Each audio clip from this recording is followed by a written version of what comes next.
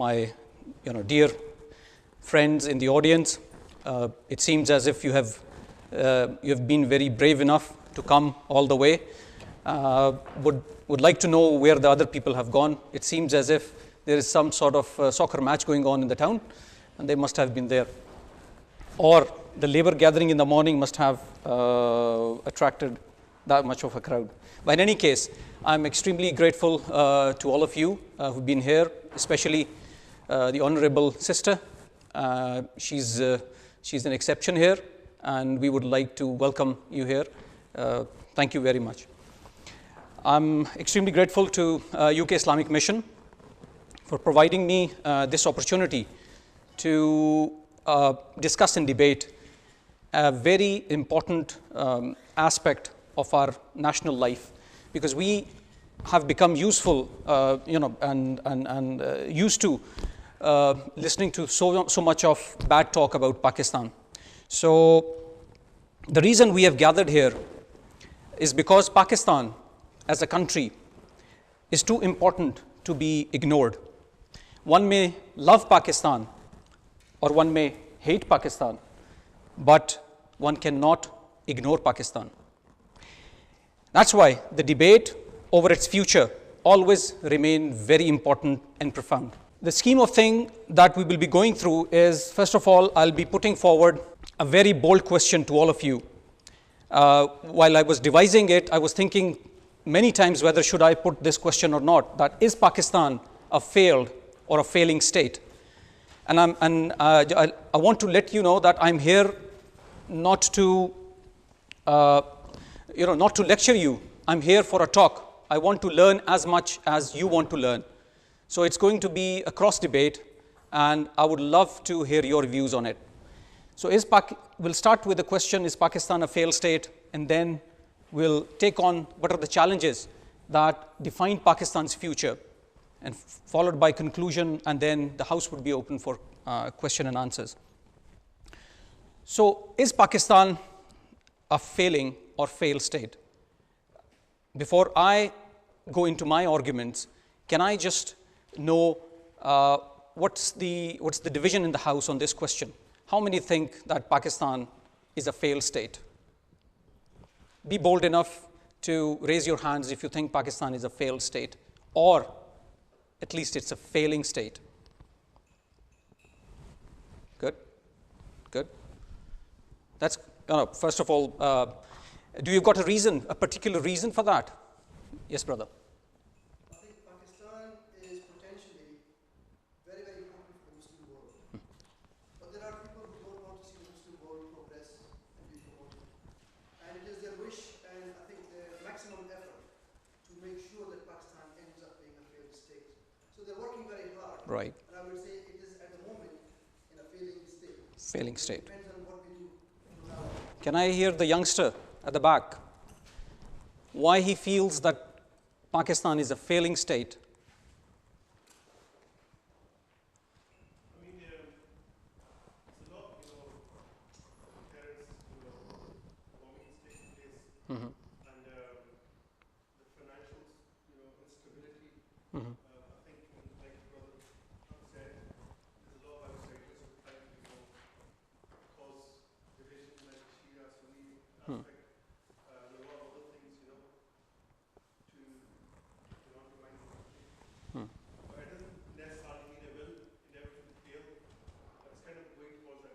Towards the direction.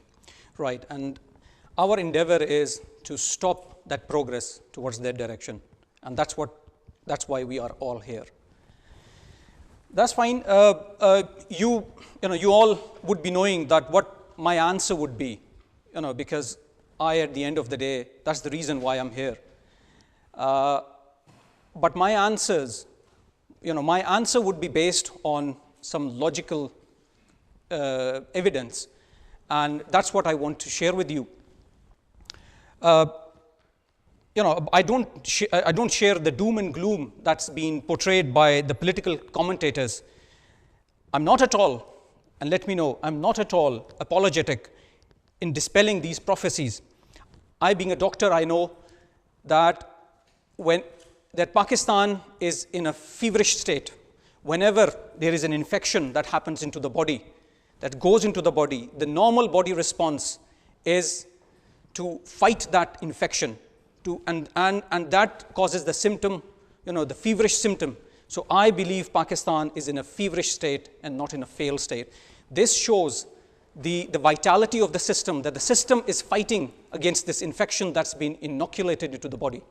So that's what I believe to start with. So my argument that Pakistan is not a failed state is that the failed states, the biggest test of a failed state happens when there are disasters, when there are calamities. That's where you test the strength, the resilience of that system, that state. I've seen a lot of states crumbling under the weight of these calamities. But Pakistan, it recovered from the earthquake of 2005 and the floods of 2010. Most of the political commentators say that these events are referred as black swan events, that whenever these events happen, the cracks within the system wide open, and many of the countries who are failing, they just disintegrate.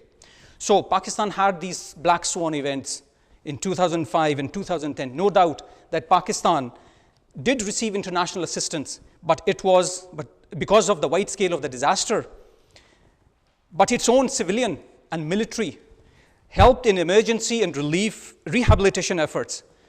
And those of you, if they have ever visited those places 1 year after that catastrophe, you might share with me that they were surprised to see those people back into their lives, getting back to the livelihoods. Well, obviously the personal grief and trauma stays there, but the nation stood immediately after these catastrophes. In fact, I would go a step ahead and say that the nation emerged even more united and even more strong after these catastrophes. So I would say that Pakistan is not a failing state. Failed states, they do not fight with terrorists and tooth and nail, just as we are fighting, so that the rest of the world sleeps peacefully. We are fighting this war in terror as our own cause, for our own people, but the world needs to recognize that without this valiant effort by our people and soldiers, the global peace efforts would not have succeeded. World leaders would not go asking for cooperation to failed states. They would just impose their diktat. You can see that these world leaders are coming to Pakistan for cooperation. They don't come to the failed states. We have lost precious 70,000 civilians and military men and suffered 90 billion for this war, but we have remained steadfast and undeterred, and this shows our resolve. So we need to be feeling proud that we are not a failed state, and even we are not failing. Failed states do not produce, you might know, you might recall this phase. Failed states do not produce children like these, who stare in the eyes of the death. When the terrorist jumped into the bus and asked that, who is Malala? This young lady stood up and said, I am Malala. She was not scared. She got the bullet. She survived. So she was traumatized. We are traumatized. She survived. We will survive. And in her resolve, it's our resolve. We are being labeled as failed state when Pakistan is the largest contributor to the United Nations peace missions. So how can a state which is failing is going out to provide security to the other states which are failing? This is not something which happens in a normal world. Lady and gentlemen, how would you consider Pakistan a failed state when it has one of the most free and active media that shows no sign of fear when it initiates debate on political and social subjects, a civil society that's vibrant and very recently has led to a very successful movement for the restoration of judiciary and democracy in Pakistan. And how we can miss that in 2013 we have another election where the transfer of power from one civilian government to another civilian government took place in a normal fashion. this is not the scene that's happening in a failed state. This is the scene that happens in a progressive state where values are developing and establishing. And even in today's world, we have so many other countries around where these elections doesn't happen, and they are still, in the league of the developed states. It's my question to you: does this happen in a failed state? And I'm so proud when I got to know that we are part of that nation that has the 7th largest pool of scientists and researchers. I can see the researchers coming here at the back, from various universities. So we have got the 7th largest pool of scientists and researchers, and who definitely will not make Pakistan fail. If you take up list of 100 top people in US, UK, or anywhere in the world, I can proudly claim that Pakistanis will be among them as successful doctors, engineers, and entrepreneurs. Pakistanis are found running the national health services of the countries, train armies, build not only aircrafts and tanks, but build societies and protect societies across the globe. These are not signs of a failed state. A nation of 190 million, with the 5th largest democracy, with scientific prowess to protect, sustain, and develop the nuclear power, cannot be labeled as a failed state. Apart from this talk of glory, I was so heartened to know that Pakistan's IT industry was declared by A.T. Kearney as the most favorable place for IT offshoring. And the World Bank and Ease of Doing Business Index ranked Pakistan ahead of China and India. And the Pakistani banking system withered the 2009 financial crisis, when everywhere else the banks were collapsing. The Pakistani banking system stood fast. And it is because of these reasons that Jim O'Neill, who's a British economist, said that Pakistan has the potential of becoming the 18th largest economy of the world by 2050. This shows the strength, the inherent strength within Pakistan. And my biggest hope is with the middle class. We have got 30 million middle class with an average purchasing power of around about $10,000. And I feel that this 30 million middle class will turn Pakistan around. And apart, not to miss, we have got a successful diaspora, which basically does not only provide foreign exchange reserves to Pakistan, but also bring intellect and ideas to Pakistan. And my only question is, will you let Pakistan fail? Obviously, no. Paul Kennedy, a historian, has identified Pakistan, one of those 9 developing countries that could be described as the pivotal state, and Pakistan is one of them. Pakistan certainly, with this, Pakistan, I believe, certainly is not failing, but an impression is being created that Pakistan is on the edge. I'm willing to be honest that there is a disconnect between the expectations by which the Pakistan was created and the reality that has dawned up. There were various false dawns. Every time we thought that we're crossing the Rubicon and we are going to become a developed country, but those proved out to be false dawns. And these aspirations, these people's aspirations, were not fulfilled, especially in terms of socio-economic development, and a lot more is desired. I agree. I fully agree. Pakistan is a prisoner of geography and history. Its geographic strategic location has attracted attention of global powers, and as my brother has said, that's why we are having so much of external influence, because of its strategic location at the cusp of economic and energy corridor. That's why we are attracting so much international attention. But that does not mean that we are failing, that we are failed. We are trying to reassert our sovereignty, but we are taking time to do that. Pakistan's viability is not a new concern, sir. It's not a new concern. When Pakistan was created in 1947, the Hindu leaders and even some Muslim leaders, they believed that Pakistan will collapse under the weight of its own problems. And some even went a step ahead and said that it will not even reach its first birthday. That was the prophecy at that time. And it's a testimony now that Pakistan not only survived, but it has progressed as a significant global player. So it's not a new concern. I hope I've been able to develop an argument about Pakistan not being, not a failing state. There are numerous challenges, but I have picked three most important challenges on a philosophical basis.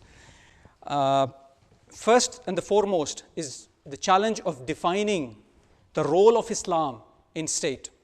So what is the place of Islam in modern day Pakistan, and what was when it was conceived at the time? So Pakistan's basis is rooted in Islamic ideology, and this depends on the character of Islam in the subcontinent.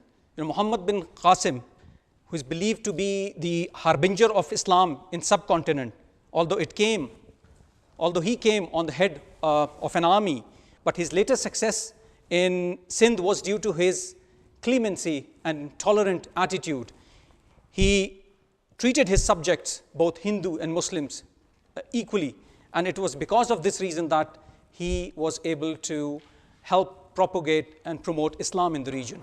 And later on in the trail came the traders, the Sufis, and the saints who helped in promotion of Islam. So that was the character of Islam in the subcontinent, because Islam always stood as a voice for the marginalized and the disadvantaged section of the community, and Hindus and Muslims both benefited from it. The point that I want to register here is that the image of Islam that is being portrayed today in modern day Pakistan is totally misplaced. It was never an instrument of coercion and bigotry. It never sanctified blowing up schools for girls and places of learning. Mosque is and was a place of learning as much as a place of worship. Muslim Mughals, they led a secular polity, and where local Hindus enjoyed considerable influence in running the affairs of the state. Historians believe that the reason why Mughal rule was successful because they formed an all-inclusive, broad-based governments where minorities got their due share with respect. The essence of Islam, indeed the whole of Islam, is distilled into one cry of Hazrat Umar, that if a dog goes hungry on the banks of Euphrates, then on the day of judgment, Umar will be held responsible. So this is the essence of Islam, and this should be the essence of Islam even today. And what about the other dictum of Hazrat Ali, that an un-Islamic dispensation can last a while, but not an order based on tyranny and coercion and injustice. Pakistan was created, and it was with this spirit that Pakistan was created on the basis of two-nation theory. And it was created on the basis of Islam, on the basis of religion. The other two countries that were created on the basis of religion, already mentioned, was Israel and Ireland. They were created on the basis of religion.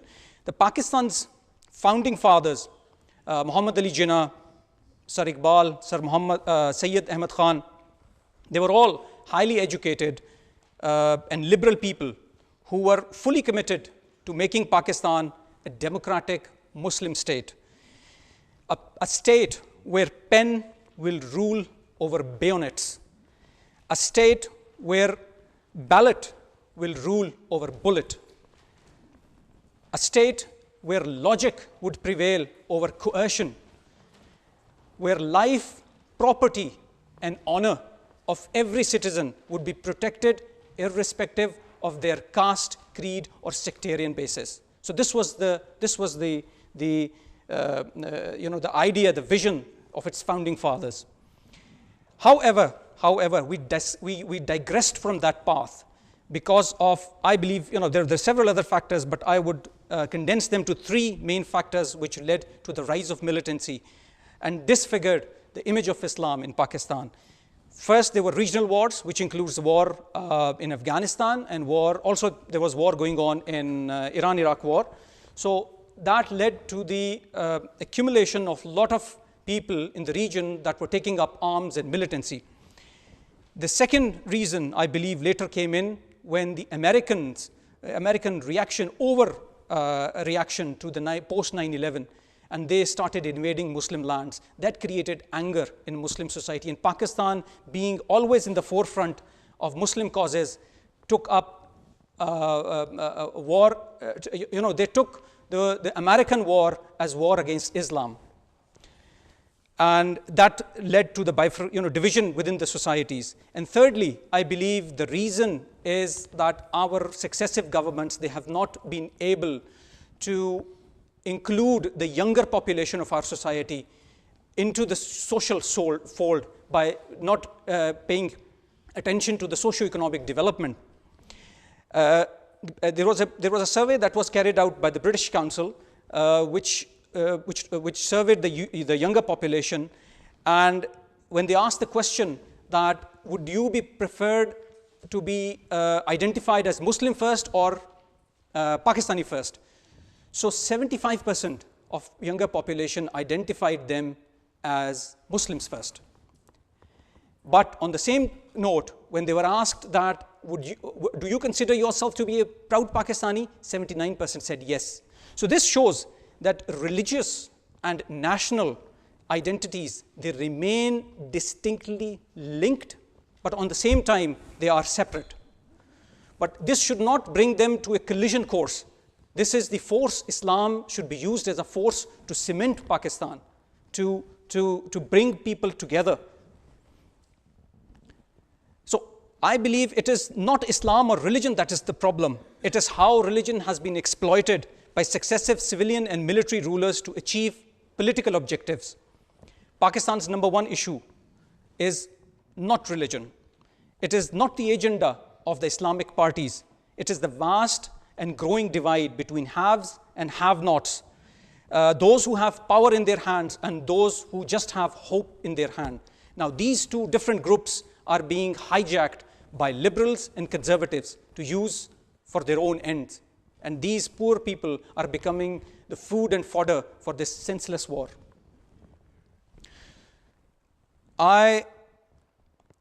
For the foreseeable future, I believe Islam is a distinct reality, and for the foreseeable future, Islam will remain as a significant factor in Pakistan's politics.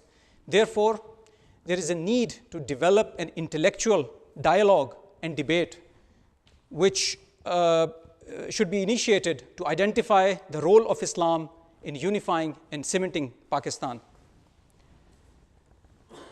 The second aspect, which is again a challenge, is democracy and governance. Pakistan has a very recent history or experience with democracy. Even the whole region had a very recent experience with democracy, because prior to 1947, this whole region, the India and Pakistan, they were always governed by foreign rulers. Most of the time, either Tughlaqs, Abdalis, Mughals, British, they all came, they ruled. And the locals, they always provided military strength and bureaucracy. So they were good subjects. They never had experience of self-governance. It was only after 1947 that they had this experience of governing their own affairs. So the whole experience with democracy in this region was very new. And we are just, we are a nation, we're a 67 years old nation. Even Marks and Spencer is older than us. It's 125 years. So for a 67 years nation, it is slightly unrealistic to assume that they would be the bastion of democracy in the world. We are learning, we are progressing, although we are not yet there, but we are towards that direction. And some people, even in UK, where we are sitting at the moment, has a very long history, checkered history and experience with democracy, where there was bloodshed, there were trials and tribulations, executions before it reached to this stage of union. And even now, they are still debating on it. Some people believe that Pakistan's all ills would be cured by bringing in revolution. So they talk of revolution.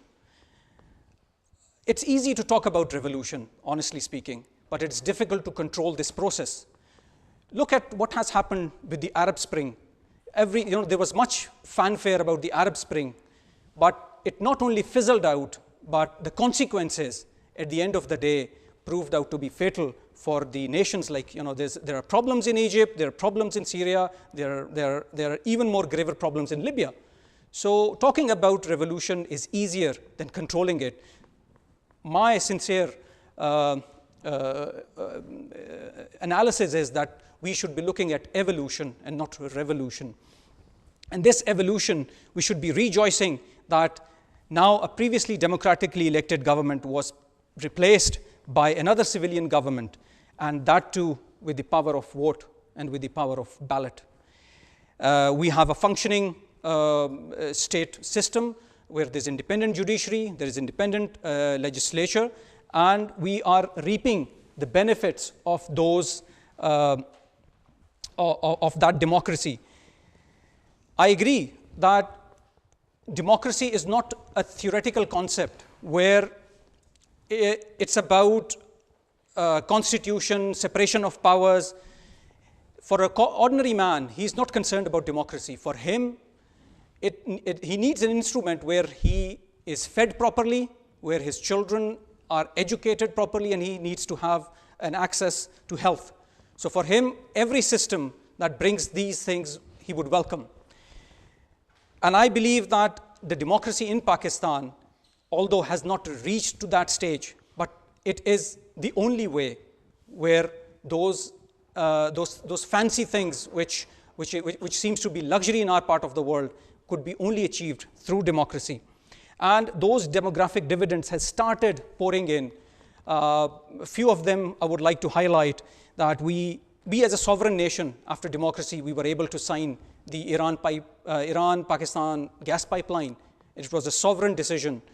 Thanks to Almighty that now the drones, they are not hovering in Pakistan's airspace. That's again a sovereign decision. The Gawada port, despite all opposition, has been handed over to the Chinese government for management, and we are expecting a huge Chinese investment to form an economic corridor in this region and to tap the energy benefits of this region.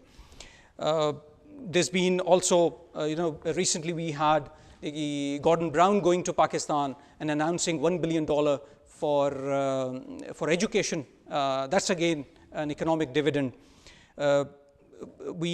Recently Pakistan also floated the Pakistan bond, and we were oversubscribed. That shows that the international market, the international investor, has the confidence of going to Pakistan and investing in a long-term bond. And the other thing was recently the telecommunication, they were auctioned, and Pakistan, the 3G and 4G, Pakistan got around about 1 billion for that price. So this shows that that it's a nation that has the potential and keeps on attracting investments and the attention of outside world. However, coming to the last challenge, which obviously is not the only challenge. There are other challenges, but these are the challenges which I feel would set the psychological and the philosophical basis of Pakistan's growth. The social development side, frankly speaking, it is this area precisely that I feel apologetic. I feel ashamed. I feel down. Because it has been 67 years of social neglect and weak governance. The social dividends of independence and democracy couldn't trickle down to the masses. Today we have 7 million children out of school, and the only country that's even has a higher is the Nigeria. We have got a large population below poverty line. We are among few countries where polio virus still threatens the life and health of our children. Half of the population does not have access to clean drinking water and sanitation. These are not luxuries, these are basics, and that's where we have faulted. And we rank 125th in the Human Development Index. The reasons, again, it's always easy to label one of these reasons as historical, because you can't go back into the history and change it. But those historical reasons are not excuses for development.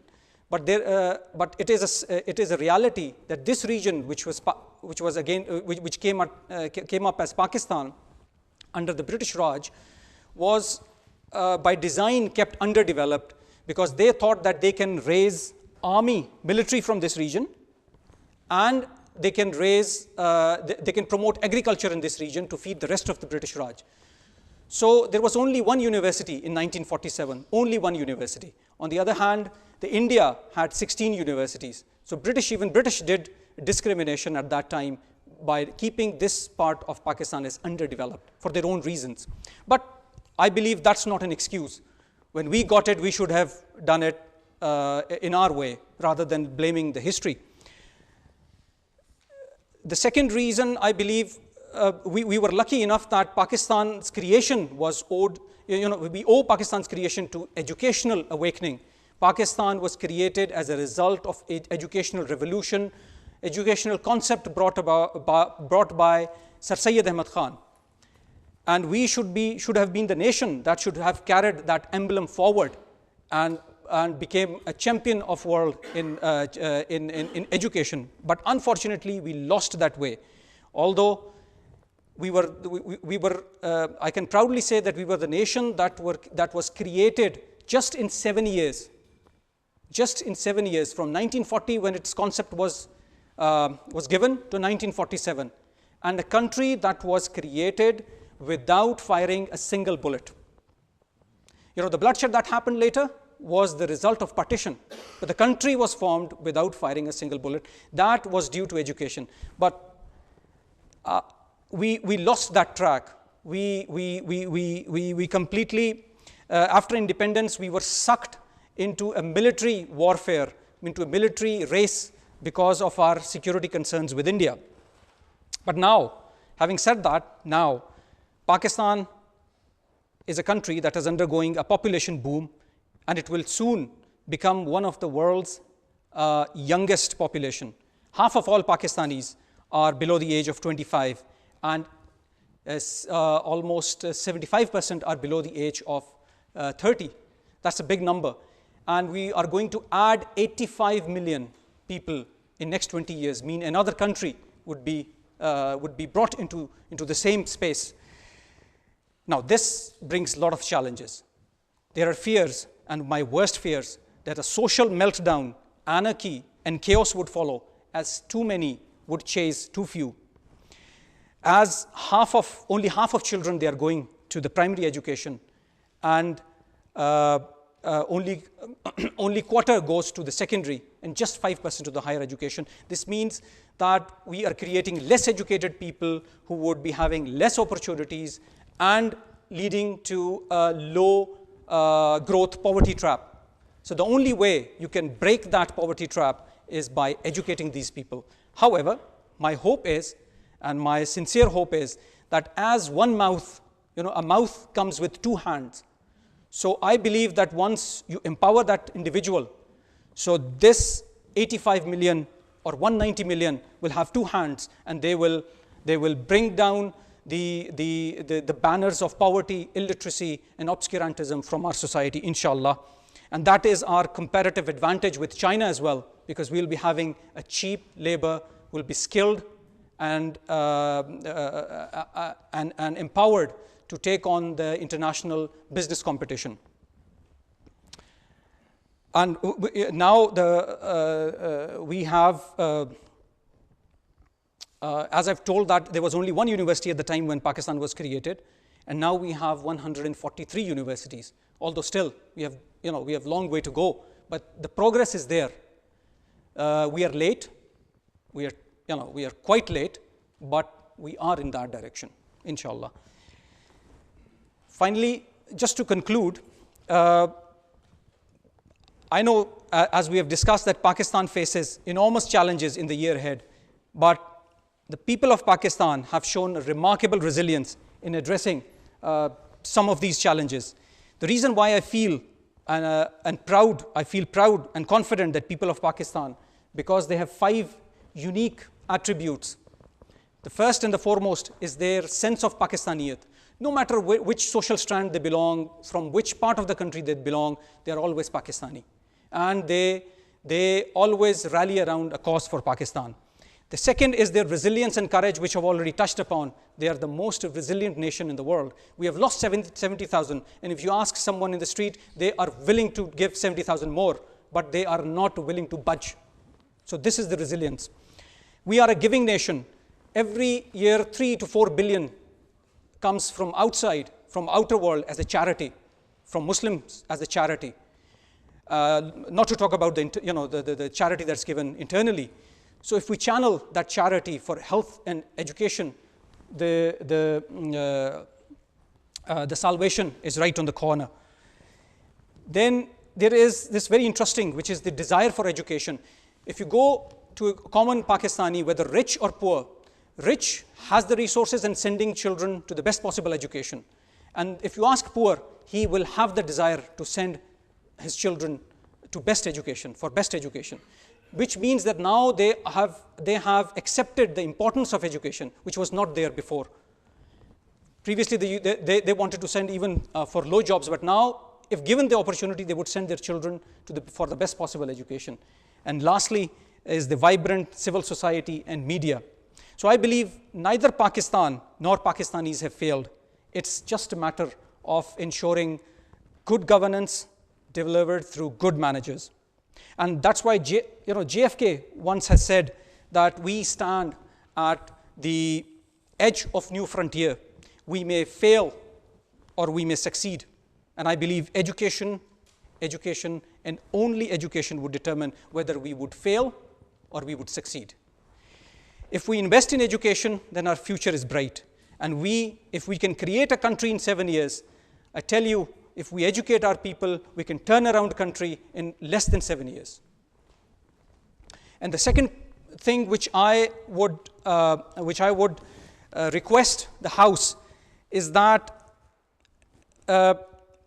always you need to confront the status quo. We need not to sit like pigeons. We need to confront the status quo. You have to ask questions. You have to make me accountable. You have to make your leaders accountable. Ask for justice and equity. You will not get that justice unless you ask for it. Business as usual is not an option, sir.